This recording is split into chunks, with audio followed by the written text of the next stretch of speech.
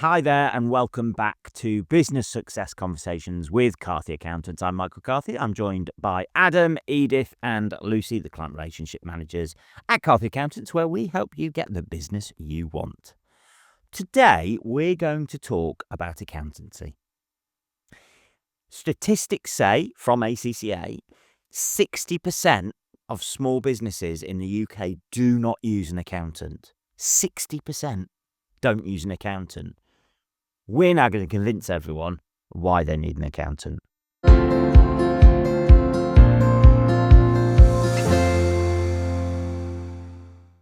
So I'm aware of a client that actually came to see us about 9 years ago, came to see what services we could offer and how we could support, and then they left and felt they could do it themselves.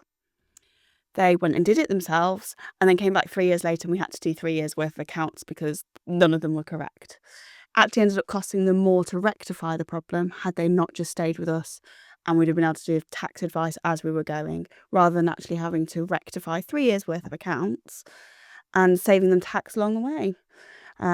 So for me, it's a godsend having an accountant because we can be guiding and helping support them with their business in the direction they want their business to go and highlight where there's problems before it becomes a mountain of a problem. Yeah, and a recent example of that for me is actually a new client I've been working with, set up their own business, registered for VAT, and as you guys know, it's a bit of a minefield.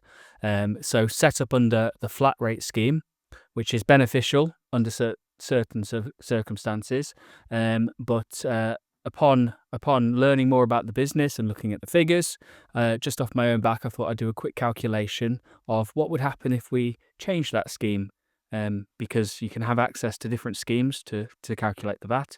It turns out if I was working with this client and was advising them, there's £700 there saved this quarter on your VAT return from a simple change, just because as an accountant, we know what we're looking for. And you're not going to get that advice if you're just going on to, ChatGPT, Google. I think it's important for people to remember they have their strengths, which is the running of their business and what industry they're in. We have our strengths and we've trained for a long time and we have knowledge, experience to be able to advise them in these areas and things that they might not necessarily know to look for. I really do think it's like that. To put it really simply, if you call a business a car and say you don't need a mechanic, the mechanic's the person who knows how to fix a car. There's very few people out there who could go out on a Saturday and fix it. But also, why would you want to spend your Saturday doing it when you can spend time doing else? People who don't have accountants, they're the ones that work in the evening doing their VAT returns. They're working on a Sunday, getting their bookkeeping up to date. They do their job, their business, because they're good at what they do. And to blow our own trumpets as accountants, we're good at what we do. I think it adds as well to the peace of mind for that client. They know things are being done in the background while they are doing the day-to-day works. Why do you have a solicitor when you're selling a house or getting divorced? Because you trust them to do the job right. And again, we go back to a previous conversation we've had about good clients, bad clients. If your client doesn't trust you, there's no point in that relationship. Yep, I'm always saying to clients, if you've got an idea, come and talk to us before you go ahead and do it, because I can guarantee there'll be something there in the background that you haven't thought about, and there'll be a tax implication, which is second nature to me and us as accountants. But you don't know what you don't know. Absolutely. That I literally was talking to a friend Andy the other day, and that is a really important. You don't know what you don't know. Edith, you had a client the other day who bought a company car. Yeah. Had a conversation with them just before they bought the company car and I was raving about the benefits of the electric cars. Fortunately, the client took that on board, but they didn't take on that it needs to be a fully electric car. And I'd said before you go buy the car, just pick up the phone, check with me. They went and brought the car, rang me the next day saying, great news, I bought this car. It was a hybrid car.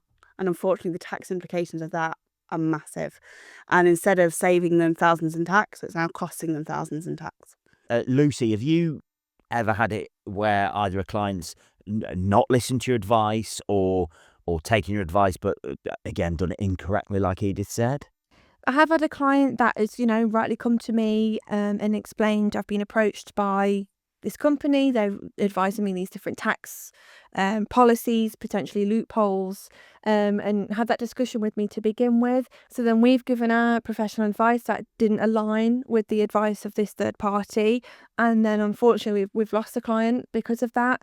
But then it didn't really work out, in favour of the client in the end, unfortunately. Well, essentially, HMRC investigated it, and Closed it down. as we said, this isn't right, and it turned out that way.